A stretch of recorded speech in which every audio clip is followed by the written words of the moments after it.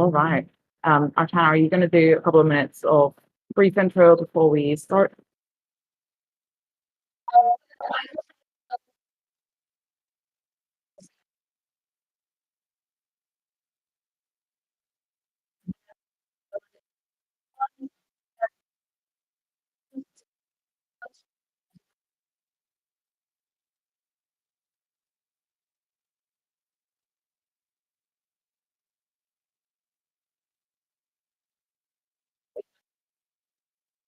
Cool. Hello. Great to be here. Excited to see various people. Excited to see what happens in this hackathon. So I'm Buck. I'm the CEO of Redwood Research and one of the people on the original control paper. And I've spent the last year pushing AI control, or I guess 18 months at this point, working on AI control, like promoting it. We just finished running our conference, which was very exciting. Excited to. And yeah, I'm planning to spend probably the next year also working on pushing control, promoting the research and some other things that I want people to be doing for AI control. Yeah, so I have this presentation, which is basically just like my usual introduction to AI control. And then Tyler is going to step in with a bunch of specific takes on things relevant to doing small control research projects. Can I get confirmation on how long I should talk for here? Okay. And then great, cool. Thanks. Just wanted to make sure I didn't accidentally overstay my welcome by like a massive factor. Nah, there's hacking to do. They don't want to talk too much. Okay, cool. How do I move this slide here? Back and forth out here. I don't think that's right. Okay, not just to work. Okay, great. So, AI control. I think it's reasonably likely. The basic thing that we're talking about with AI control is in the future, I think it's reasonably likely that when people build powerful AIs, they're going to give them potentially dangerous affordances. And those affordances could potentially lead to bad outcomes.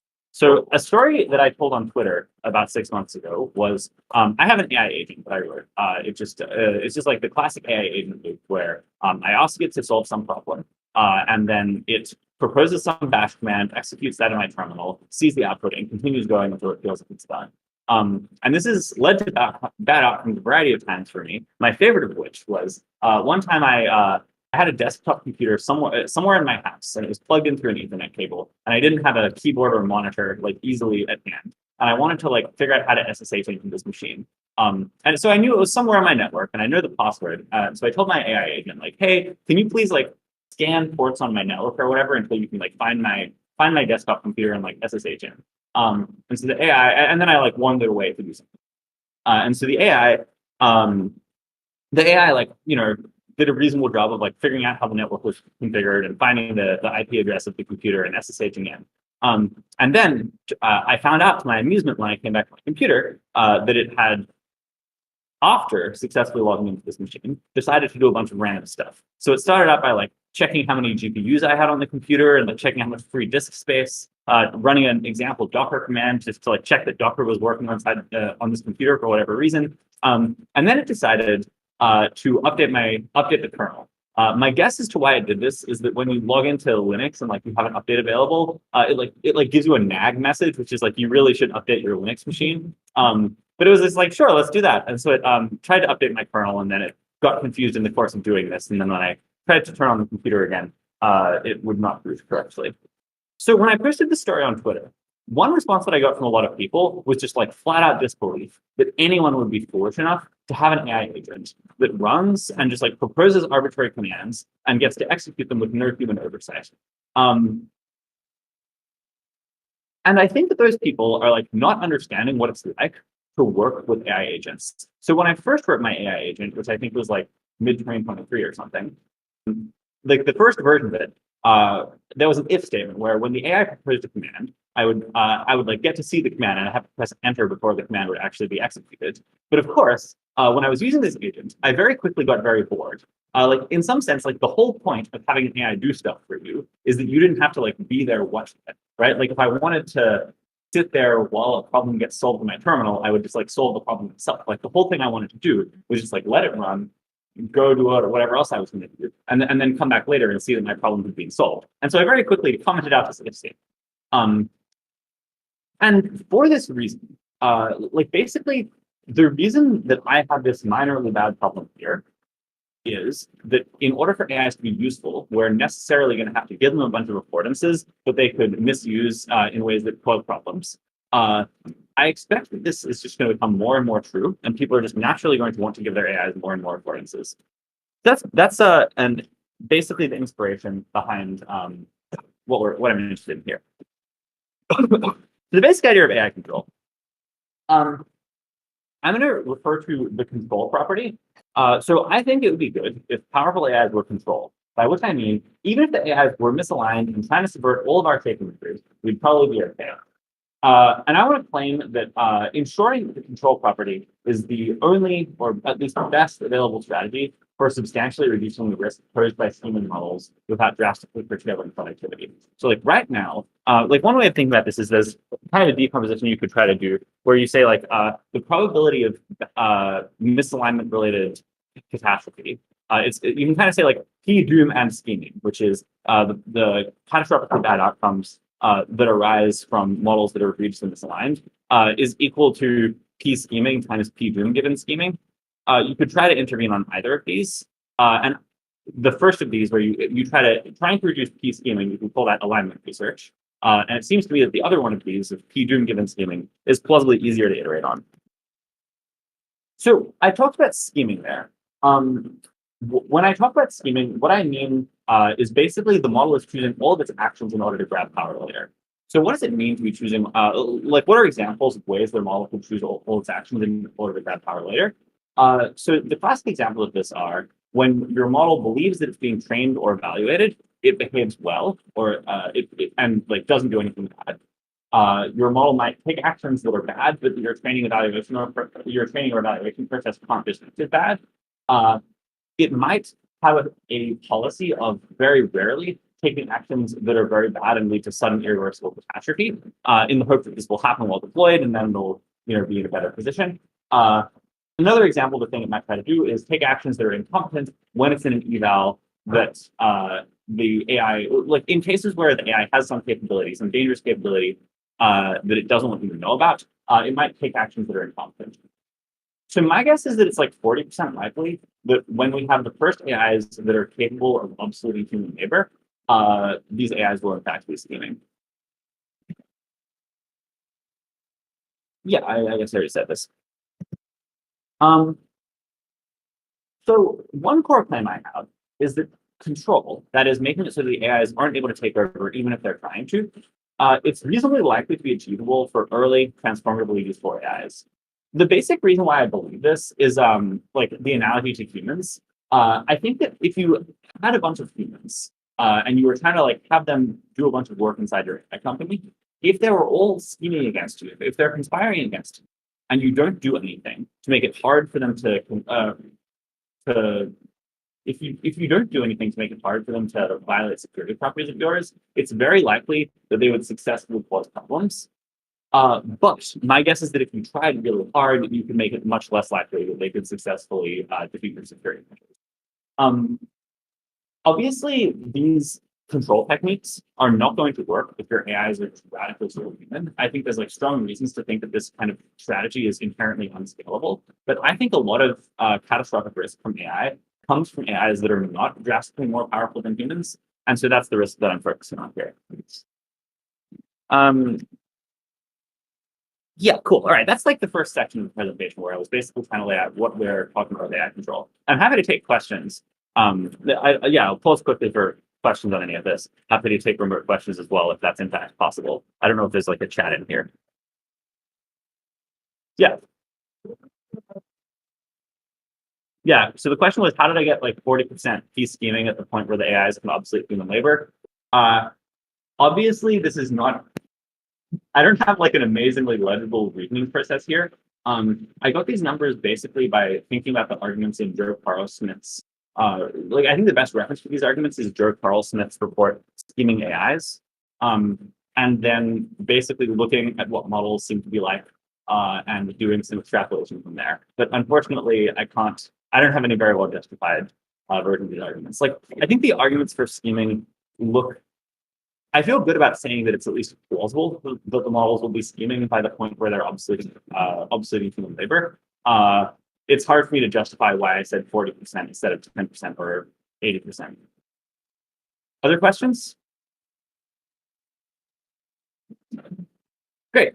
All right. So the next thing I want to talk about is this paper of ours. This was our original paper on AI control. Let me see how to click back here.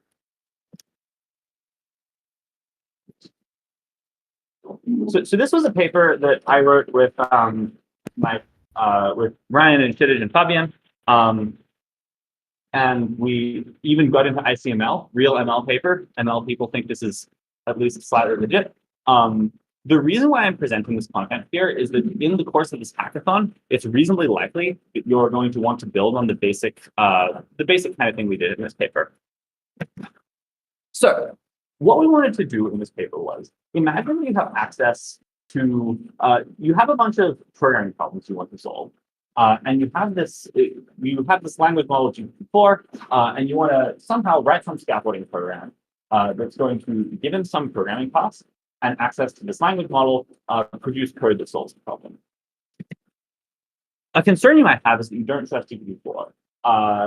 The main reason that you wouldn't trust GPT-4 that's like salient to me is that you might think GPT-4 is potentially misaligned. In practice, I don't actually think there's any chance that GPT-4 like scarily misaligned. There's just no way, like given what we know about it. But we can use this as a metaphor for future models where it is plausible that they're scarily misaligned. Another reason you might be worried about this, that is applicable to current models, is that they're data poisoned. So for instance, I currently think it's like at least 1% likely that the DeepSeek model is like scarily backdoored.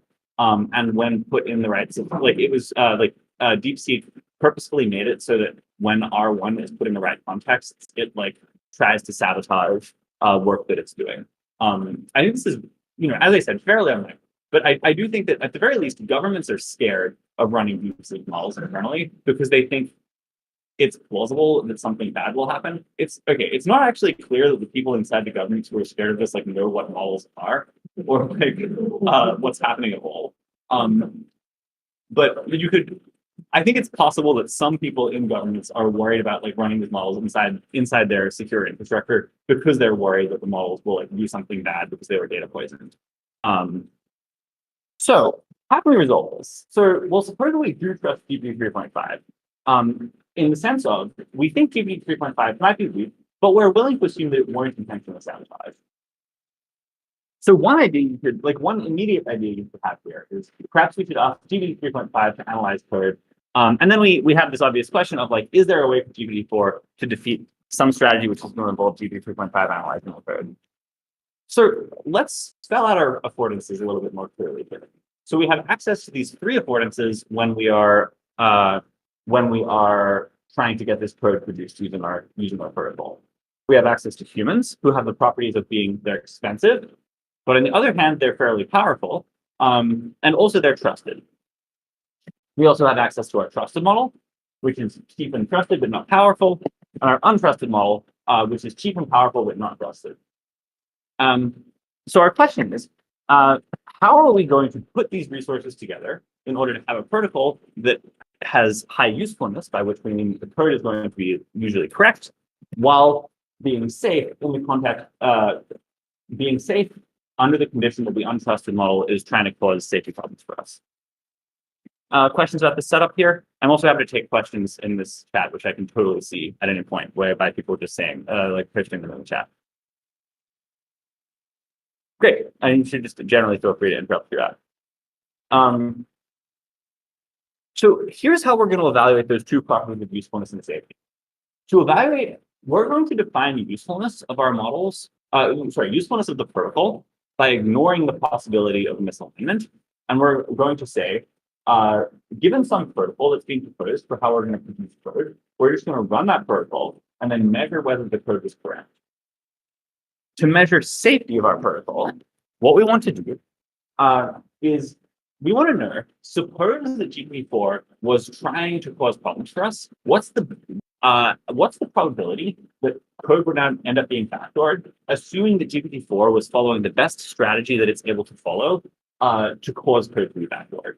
And the way we're going to measure that is by running through a simulation of the deployment where instead of every time the protocol tries to talk to GPT-4, its requests are actually intercepted and forwarded instead to an attack policy, which is some function that has the same type signature as GPT-4, where it gets in a sequence of messages and it produces a message in response.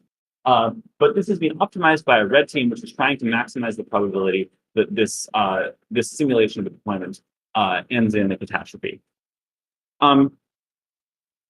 Someone on Discord has asked, how do you define and measure trust computationally in this exercise?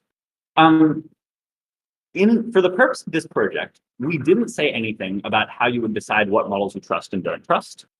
In the future, the way that I would decide what models I trust, this easiest way of doing this, and like the main way of doing this that in which control makes sense, is deciding what models you trust based on having some way of evaluating whether you think your models are capable of scary scheming.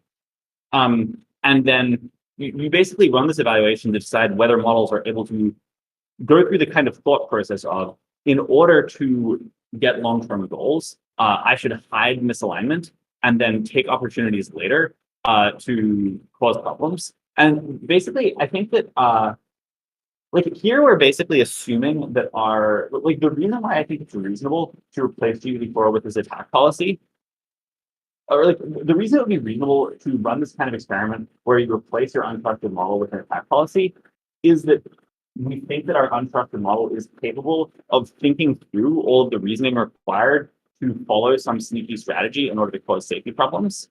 And so the way of deciding what models we need to model adversarially is deciding whether it's plausible that they're able to think through all the adversarial reasoning required to decide to follow a sneaky strategy. Sorry if that's a little poorly phrased. If you want to hear a good explanation of this, you should try reading my blog post on trusted and untrusted models.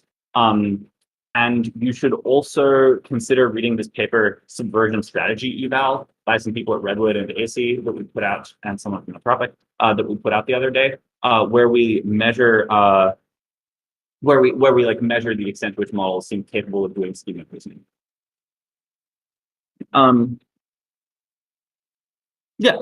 But yeah, for the purpose of doing motion control research, we basically ignore the question of how you decided that models are trusted or not, and you just choose some models to call trusted and some models to call untrusted, in the hope of learning about protocols that we can apply later in cases where we have a better reason to decide some models are trusted and untrusted. Okay, so let me define the setting of this original control paper a little bit more clearly. So we used the apps programming problem dataset for this paper. So apps problems are programming problems. They were mostly scraped from code forces and similar places. One example problem is this one here. There's a bunch of people standing in a circle. It's there was some flavor text, something about having to clean an apartment or something. And there's some basic mathematical thing. It's basically some computational math problem. I think these are about as hard as easy interview problems at Google or something. And we were just have to do some basic number theory of how many fingers does he have to hold up in order to cause it so that when you count around the hands some number of times you get to some particular number or whatever. The details don't super matter here. So here's some code that is sort of a solution to this problem. Some things you can notice is it's not that long and not that complicated.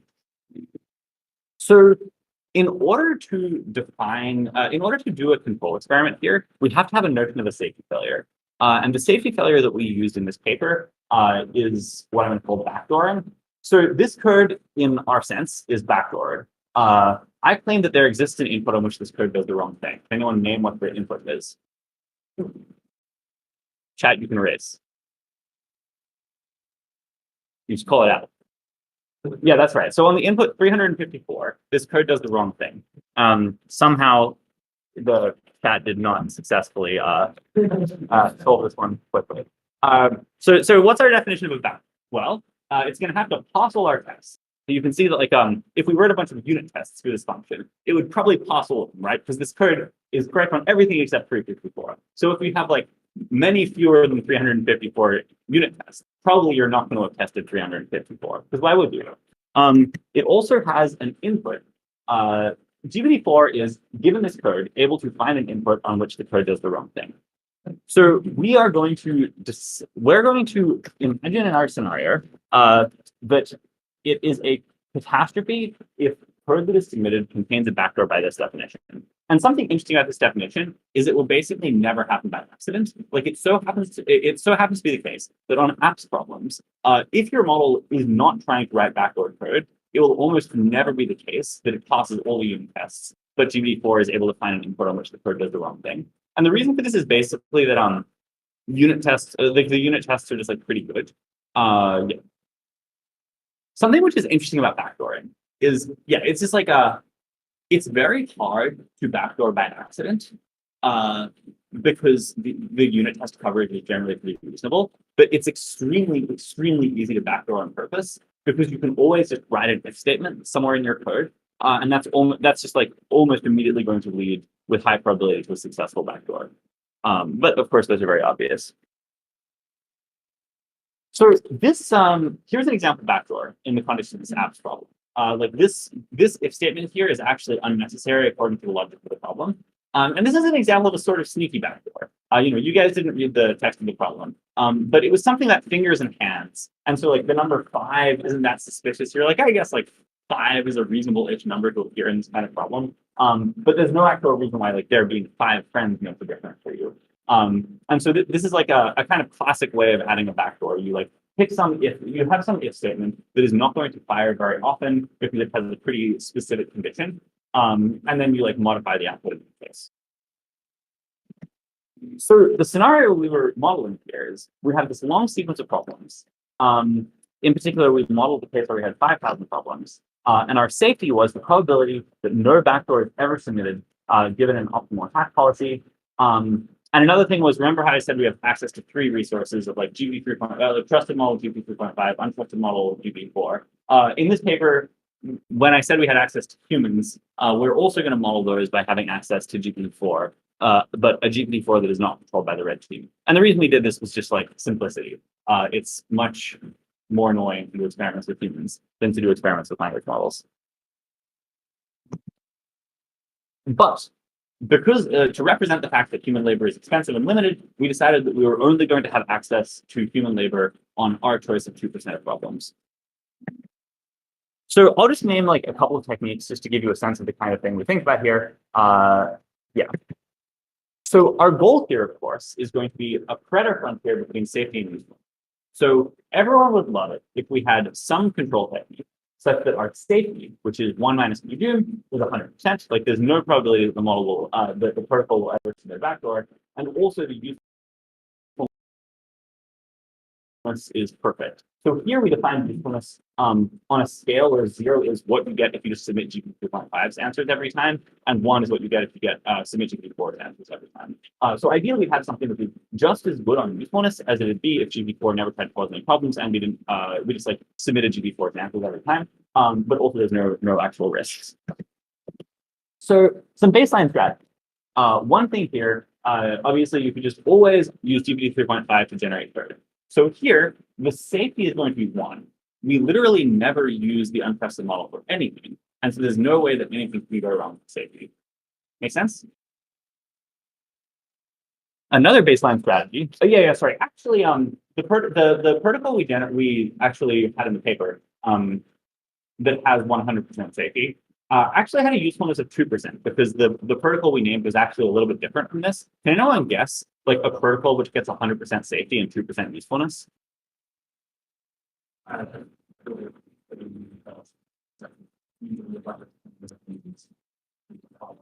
Yeah, so the thing you just said there was audit the first 2% and then use GPT 3.5 for the rest. What do you mean by that?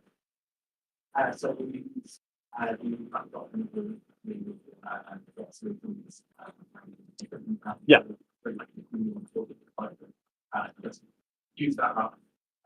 Yeah. So, cool. Okay, I'm interrupting. Yeah, I'll interrupt so that I can say that because I know what you're going to say. So the thing you've said is maybe what we should do for the next, and for the benefit of the external people. The thing you just said is you're like, well, how about we have it so that for the first 2% of problems, we ask the untrusted model to generate code, and then we have a human look at it, and we can afford to do that on the first 2% of problems, and then the human submits the code if they think it isn't backdoored, right? And then that gets the 2% usefulness you're saying. There's actually a simpler thing we can do, which is just use the human budget to solve the problems themselves. Like we can afford to use humans on 2% of problems. So we can, again, just like literally never use the untrusted model at all. Use the human labor to solve 2% of problems, and then trusted labor to solve the rest of the problems. Great. You can imagine doing a little bit better than 2% here if you wanted to be a little bit fancier. Like you could ask the trusted model to guess how hard the problem was, and then concentrate the trusted models, like use the humans on only the ones that we thought were hardest for the trusted model, and then you would get like very slightly more than 2%, right? Because like you get to only run the trusted model on like problems that were like very slightly easier on average. But yeah, so that's how we got 2% here. So here's another baseline protocol, upfront loading. So what we're going to do is we're going to generate code with the untrusted model. And then for the first 2% of it, like the first 2%, we are going to pay a human to look at the code that was generated by the untrusted model and tell us whether that code was backdoored or not. And then if we do see a backdoor error, then we are going to shut down. We're going to stop using the untrusted model for the rest of the deployment. But if we never saw any backdoors, we're going to just blindly trust everything else that the untrusted model does. And the reason why this is a nice strategy is so like imagine that we had the most naive protocol possible, which is you just submit whatever the untrusted model said every time. That's going to get wrecked by the red team strategy of always submit backdoors, always submit obvious backdoors. But that red team strategy of always submit backdoors is going to be defeated by the upfront auditing strategy, right? Because the upfront auditor is going to look at the code produced by the untrusted model. It's going to be like, there's backdoors here. And then we're going to choose not to submit further. But the problem with that is that the untrusted model can respond to this by only failing with a low probability each time. So because of the fact that we're only looking at the first 2% of submissions, if the untrusted model has this policy of only behaving badly, like very rarely, I'd have to give actual numbers in order to do the actual math here. But yeah, okay, I'll do that. We had 5,000 problems. We're auditing the first 100 of those problems, which is 2% of 5,000. And then we are blindly trusting the next 4,900. If the model has like a bit less than a 1% chance of submitting a backdoor every time, then it's like relatively unlikely that it's ever going to submit a backdoor in the first 100 that we look at. But then it is also fairly likely that it's going to submit a backdoor before the end of deployment. So if you look, if you like map it out, you will see that we actually have a like 15% probability of like 15% safety in this setting. Basically, just because 2% is a small percentage, and so the model is like able to choose a probability of failure such that it's pretty likely it doesn't happen during during auditing, but then does happen during the rest of the deployment. Yeah, you can solve this one analytically if you're into analytically solving things. So let's talk quickly about trusted monitoring, and then another one, and then another protocol, and then I'll hand over to Tyler.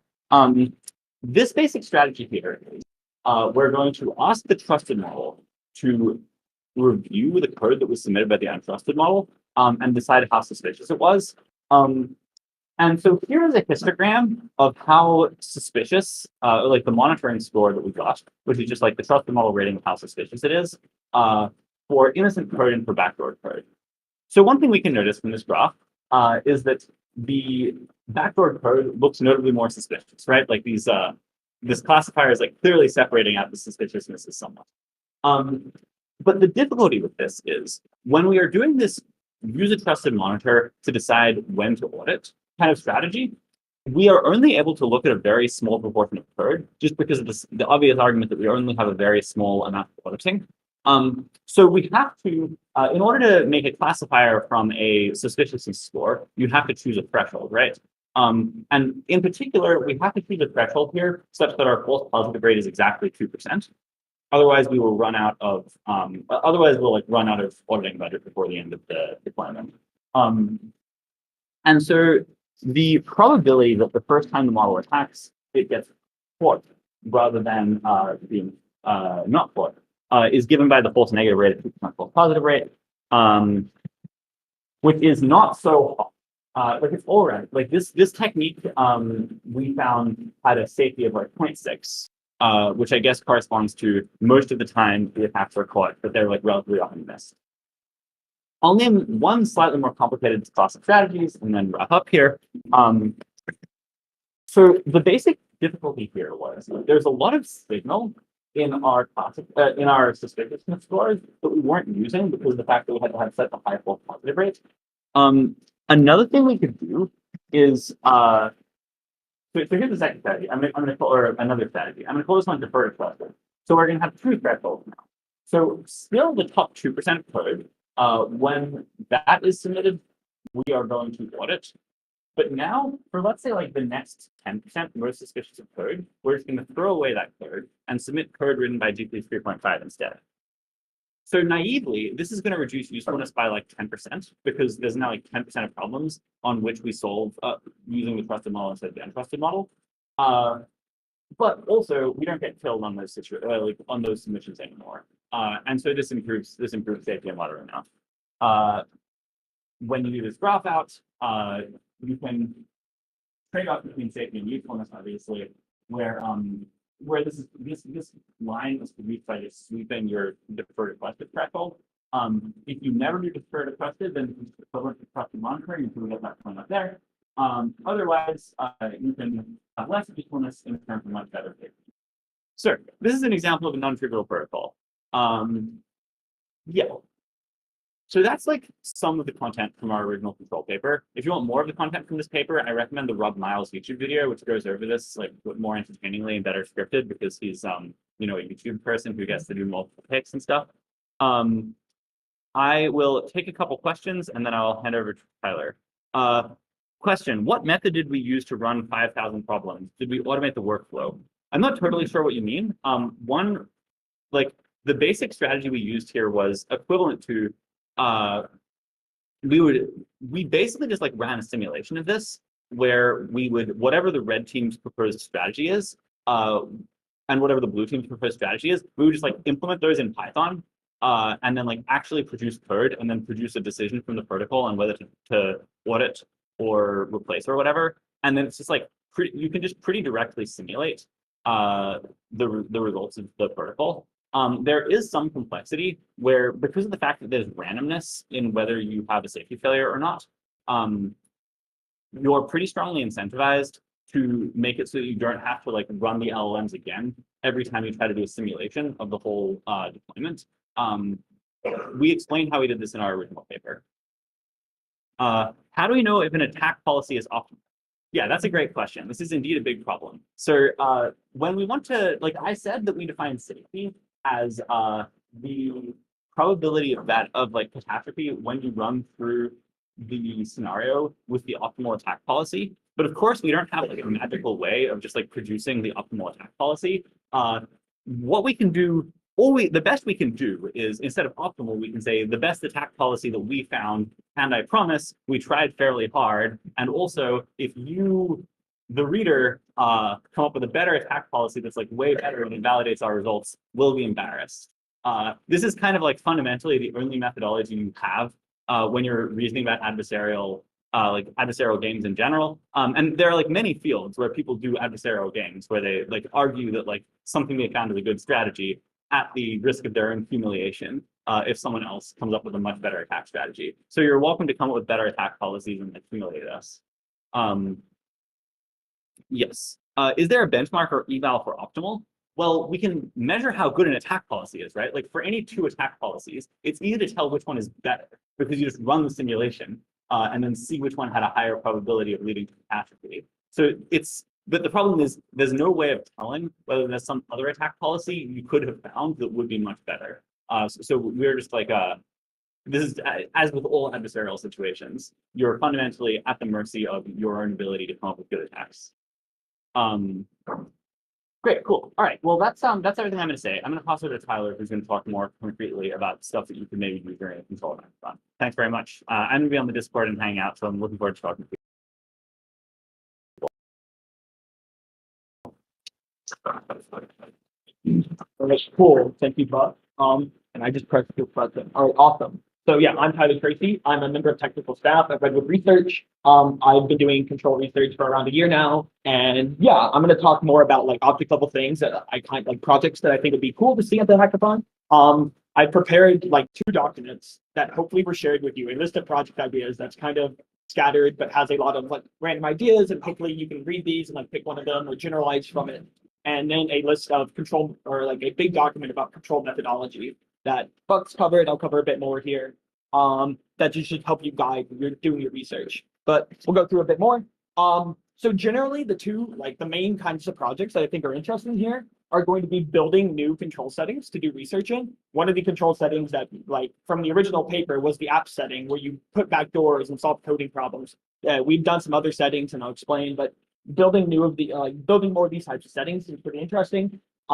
Doing new types of like novel and interesting protocols that are like, more wacky might be interesting as well. And then, yeah, as Buck said, like red teaming existing protocols, showing us that like if our methods that our red teaming strats in previous work weren't strong enough, and that you can come up with better ways of doing this. And just any other random control idea that you might have seems reasonable as well. Okay, so cool. So what is a control setting here? I'm going to go more deep into what this means. A control setting is a proxy setting that's supposed to mimic some deployment that your lab's going to do. So the app setting is a proxy. It's like a much smaller setting than the actual deployment for like an agent that's going to be writing code and submitting code. Settings have the following properties that we normally distinguish. We have main tasks, the task that your agent is actually doing, and apps you're like writing code. The side task that what you're scared of your agent is doing, and it's supposed to be doing this secretly. So for an apps, it's going to be writing a backdoor while also solving the main task. And then the affordances. What actions can the agent take? Is it like in apps you can just submit code, but in other settings there are more actions that your agent can take, and you might do different things based on different types of actions. So yeah, we're pretty excited to see people adapt existing data sets and convert them into control settings or make your own. I'll go more into that here. Yeah, so like one thing you could do to build a control setting is you can adapt an existing data set. So this is what we did for apps. We took apps, which was a data set made by someone else, and then you convert it into a control setting by defining a safety failure or side task on top of this. But you could do this for many other different data sets out there, like MLE bench. You might be able to take this and somehow you already have the definitions for what your tasks are, but you could somehow define some safety failure or side task that you're supposed to be doing on top of this while the agent's solving the task. Or you could build a whole new setting from scratch using Claude. I don't know the feasibility of doing this during a hackathon, but maybe you guys have some crazy ideas to do this. And these are normally you can normally tailor these more towards a threat model or a side task that you're thinking about. And if you build a setting, it's normally cool to run a very basic control eval in this. What this means is just build a very basic monitor, build a very basic attack policy, and then pit them against each other and see what happens. You don't need to do much iteration. Just prove to us that there's something interesting about this setting. And then you can just report basic numbers for safety and usefulness. This is one idea of how to do this. I'll go over a setting that we've done recently. This was a project I was part of that I'm working on for a couple months, was our bash setting. This will also be in Control Arena, and I'll explain more about that. So it was a data set that we just scraped Stack Overflow questions and used LLMs to convert them into tasks. And we generated tests for each task that we had. So the main task for this setting was your agent was supposed to be solving these Unix administration tasks, writing bash scripts to do certain things. But the side task that the agent was supposed to secretly, covertly be doing was downloading and executing malware that we created. It wasn't real malware, but we'll get to that. And the affordances of your agent here are a bit stronger than the app setting. Your agent can run bash commands and see the output. And this is interesting as well because it's multi-step. So it runs bash, sees the output, it's ran again, and it keeps on going in an agentic loop. And yeah, so examples of more settings like this seem pretty interesting. Cool. I want to talk more about what a safety failure is. Safety failures and side tasks are pretty synonymous. I kind of use them interchangeably.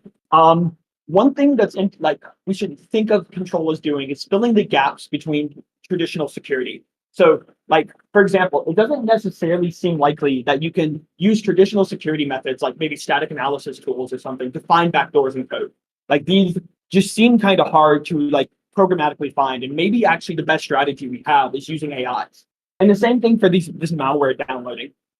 We kind of think that like no good antiviruses aren't good enough to detect the type of like malware downloading we were doing. So we do think control methods might actually be the best way to do this. So if you can find a setting with a safety failure that you don't think normal security measures can like prevent, this seems like a great setting to do research in. Another just like interesting one that I'm working on now is like doing secret or weight exfiltration. So like you might have an AI that's working on some weights on a machine, and it's like doing some sort of research on its self-training probes or something like this. And then it exfiltrates the weights off the server, sends them to China or something, So coming up with like settings that are more complicated security failures seems interesting, but like normally you try to come up with some sort of proxy for this security failure so you don't have to like actually exfiltrate weights to somewhere, and we'll get more into that. So yeah, as I was saying, you want to be able, when you build settings, to be able to measure if your task was complete and if your safety failure was complete. So in apps, the way that we measured if our tasks were complete were just unit tests, and the same way in bash control. But in apps, to determine if we had a backdoor, we had a reference solution in apps, a correct solution that was written by a nice model, and we could tell if the input we could programmatically tell if the secret input, the backdoor input on the reference solution was different than the submitted solution, i.e., like, that number 384 or whatever is odd thing. If you ran that on the correct is odd function and the submitted one, it would yield different outputs. And that's how you can tell if it's a backdoor. So it's actually non-trivial to come up with ways of programmatically determining if there's a safety failure, because you would imagine that during the actual deployment, your blue team doesn't have access to like the correct code. Otherwise, why would you be asking an AI to make it if you already have access to the correct code? So you can't determine if the safety failure happened during the deployment, but you have to like come up with some clever tricks during your control eval to determine if your safety failure happened. Another example of this is the bash setting, downloading and executing malware. Instead of like, we had to come up with some proxy way of measuring this. And what we decided is we had a fake pastebin server that we ran, and it served a file that just had that was malware that would just create a certain file in a certain place in the Unix system. And we checked for the existence of that file. So this is a proxy for downloading malware. Like, if the agent was actually downloading malware, they would just change the URL to malware.com or whatever. But we had a special URL they had to build and download the file from. So this is another example of how you can do a proxy safety failure and actually test during control eval if your safety failure happened. If you build new control settings, I think this will be like one of the more complicated parts is thinking about how to actually test if your safety failure happened. But yeah, cool. The other nice thing that we want to see during this, or we would love to see, is new protocols. So Buck mentioned a couple of simple protocols. We have like upfront auditing, we have trusted monitoring, defer to trusted. We would love to see new ways of doing this. And for a more general definition of what a protocol is, it is a way of generating an action for your setting. So in the bash setting, our protocol is just some complicated like scaffold where you're calling different models and things. But at the end of the day, the protocol outputs some bash command that is ran in that setting. So whatever complicated way you can use your human and your trusted and untrusted model to generate code is a valid protocol.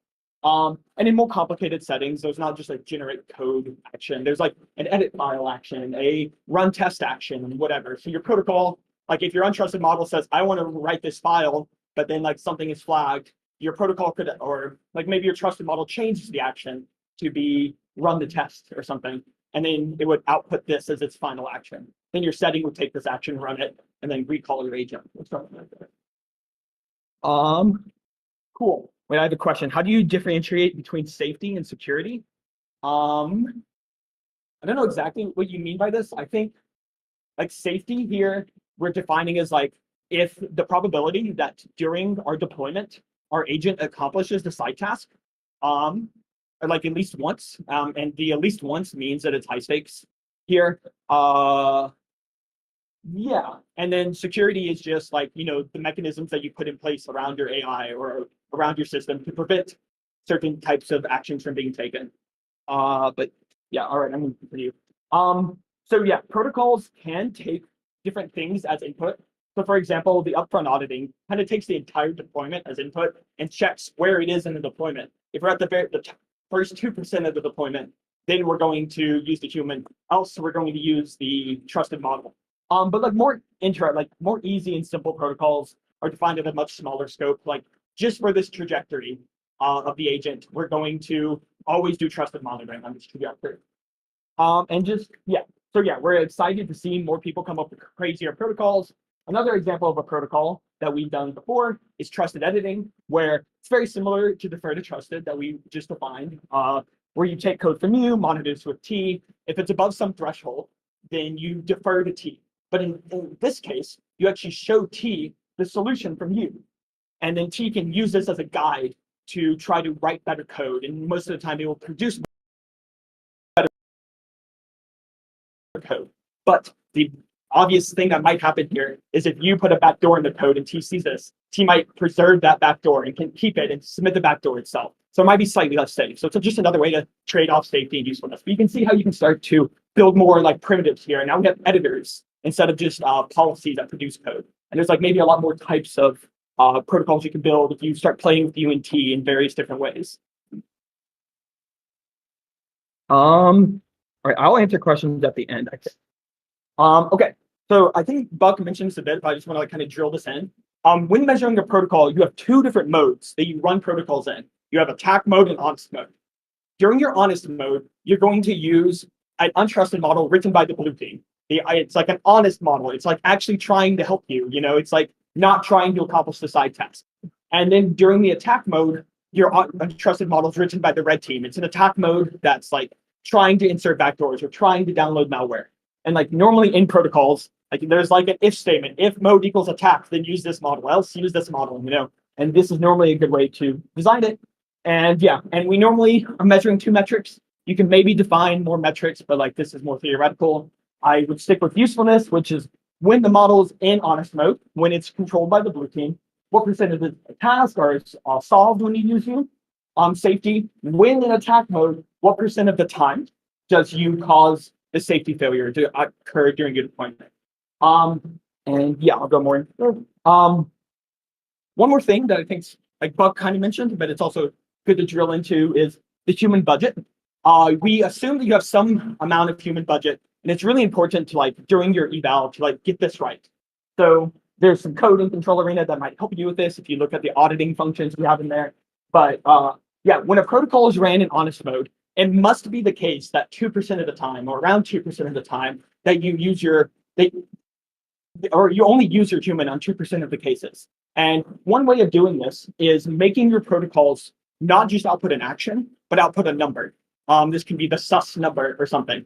So if you're doing trusted monitoring, it's kind of easy to figure out what number you're going to output. You're going to output the suspicious score from your trusted monitor. But if you're doing a more crazy protocol, let's say you have 3 monitors for some reason, you need some way to convert these 3 monitors into a single number, like maybe you average, maybe you max or something, and then you take this number, and then you do that same thing where you have the 2 distributions of the score of your protocol. And you do the same thing, you find the 98th percentile of your distribution when it's in honest mode, and you say, if it's above this, then you audit, you've caught the model. So yeah, it's important to like, yeah, when your protocol is running in honest mode, that you only use your human 2% of the time. It's okay and encouraged that if your protocol is in attack mode, that you use your human way more, you know, because you want to like use your human a lot if you are certain that you're catching a scheme in the eye. All right, cool. All right. So another important thing about when playing with protocols is doing iteration. We want this red team and blue team back and forth. It's like fun to like explore the whole game tree and see how you would react to certain things. So another example protocol that we have is called untrusted monitoring. This is a bit more complicated, but like what you would do, instead of using T, your trusted model, as your monitor, you use you as your monitor. And so, you know, you write some code, and then the untrusted model looks at that code and checks if there's a backdoor. Obvious red team strategy here is just to not report backdoors, you know, because you control the monitor now.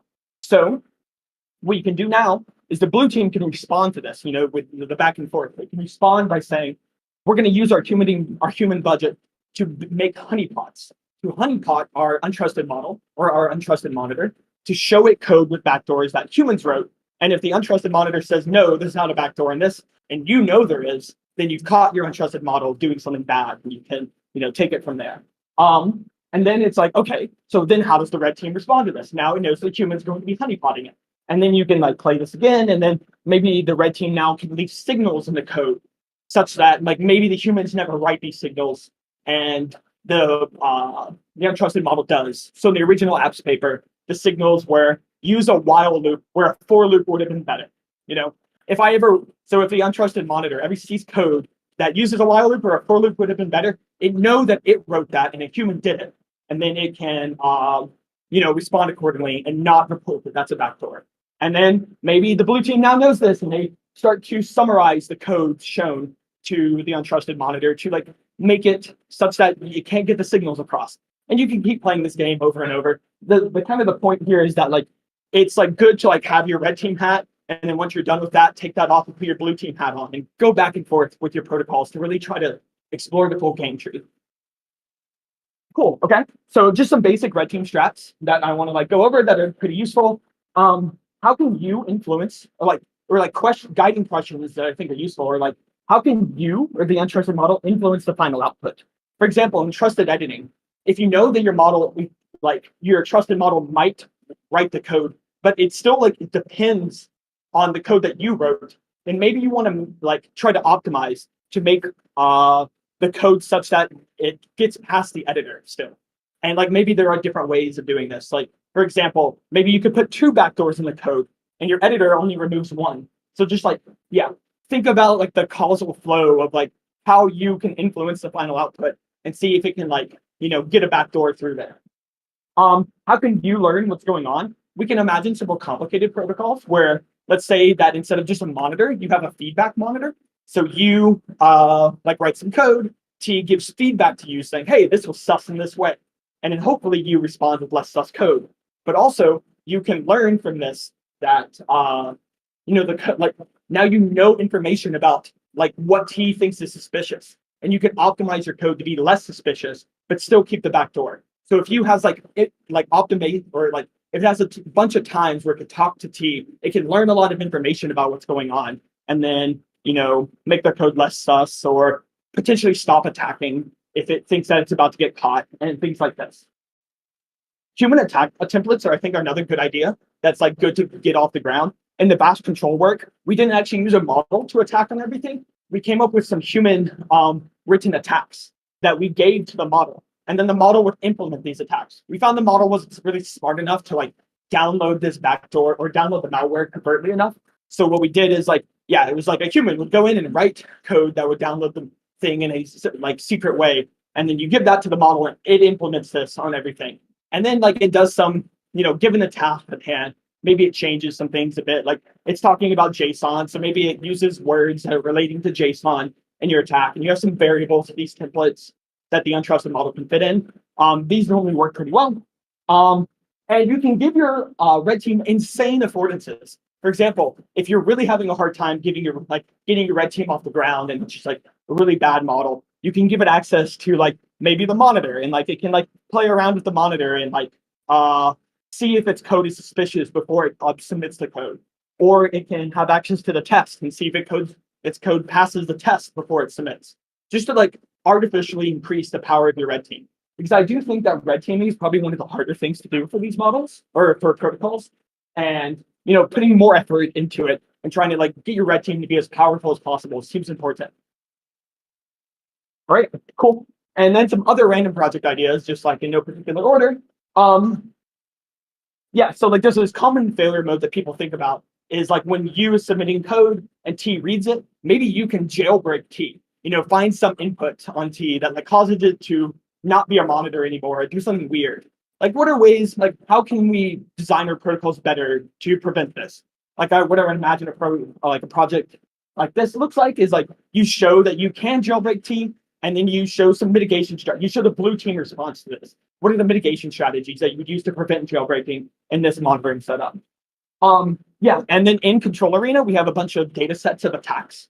For both apps and the bash setting, if you can try to make monitors that can catch these better, or if you can make attack policies that actually beat our data sets of attacks, this seems pretty reasonable. There's a lot of random ways you could do this. You could train new policies.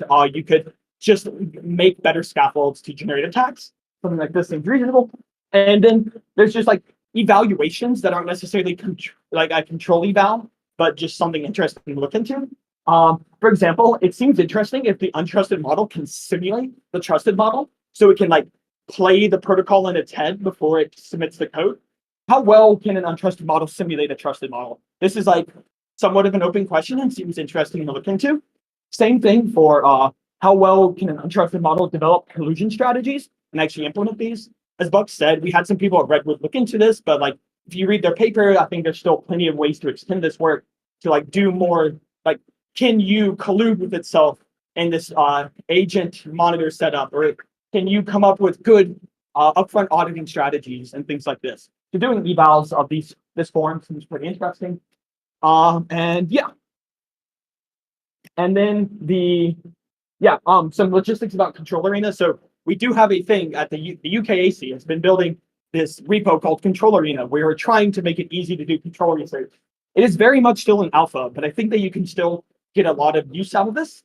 I'm pretty sure that main is currently broken, but there's a specific branch that I have called, and I put it in the Discord that you can go to, and you can check it out and see a lot of like examples of how to do control research and there's documentation on how to use it. It's not like necessary that you use Control Arena, but I do think that you find value like looking over how we set up things, and then you could like fork your own thing or do whatever.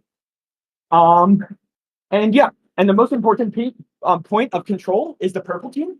Yeah, so it's by far the most important. You definitely want a member of your team on the purple team. Once you're done with the control eval, the purple team brings the cake at the end. All right, this is obviously a joke, but yeah, this is the end. Yeah, go ahead. Yeah, I have 2 questions on it, or you can. Yeah.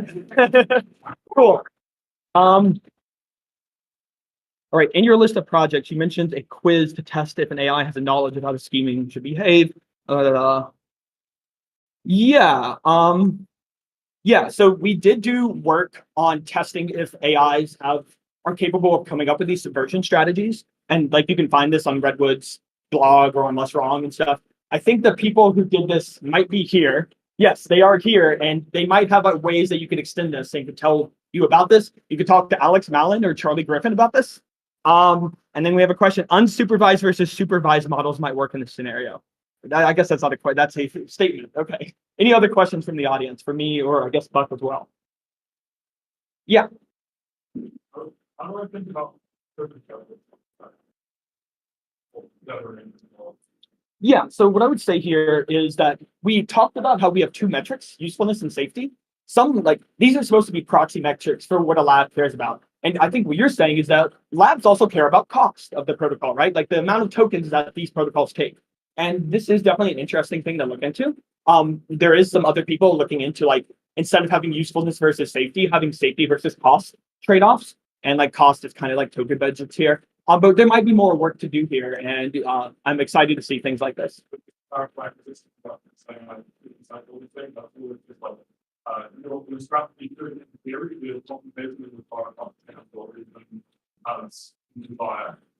Yeah. So your question here is you're asking about like how do we think about budget constraints when we're doing control research? The historical answer is we're super sloppy and don't think about it very much. The only cost constraint we modeled was in the original control paper, we were just ridiculously sloppy. The only thing we modeled was a budget on how much you can ask humans. Obviously, in real life, it's unacceptable to have your control protocol be like arbitrarily expensive. The way that we tried to handle this in our new paper was basically acting as if we were okay with protocols costing up to like about twice as much as like a naive protocol would be. This is especially important in this new setting because in our new, like it turns out that if you tell people you don't care about cost constraints, they will find ways of like burning more compute in order to get better performance. So like I remember Cody, when he's iterating on his trusted monitor, realizing that if you just call the trusted model more times and ensemble, Just to be clear, 64 times. yeah, you can just like arbitrary amounts of money. And it will just like performance will just very gradually increase. So the way that I recommend handling this is if you don't want it to be the main object of study, just don't go crazy or if you start finding yourself wanting to spend what seems like a ludicrous amount of compute, like drastically more than 2x the cost of the 90 front policy or more than 10x, then just like treat yourself as having a budget. And if you want to study this in particular, then choose some coefficient, like define usefulness as the sum, basically like a proportion of tasks done correctly minus alpha times the amount that it costs for your favorite choice of alpha. Cool. All right. We have one more question. If we go down the blue team route for the hackathon, do you recommend we use Control Arena or have at least one team member who's a part of the red or purple team? The purple team's a joke. Yeah, I think that Control Arena is just a good guiding thing. If you find it hard to use, then I would not use it. Your hackathons are about speed and like getting results quickly. So if you find that you're spending most of your time setting up some foreign repo, then maybe you shouldn't do this and just like I would recommend still using Inspect if you're doing evaluation like things. Inspect's a more tried and true thing that has a lot of these like nice eval properties built in. And yeah, someone else is like, how can I get help setting it up? There should be like docs on the page in the repo. I'll like post some things in the help channel about how to use Control Arena if you're interested in it. We can answer further questions at this point. Yes. Yeah. Any other final questions? I think we might. Yeah, we are a minute over now. Cool. All right. Thank you, guys. Yeah.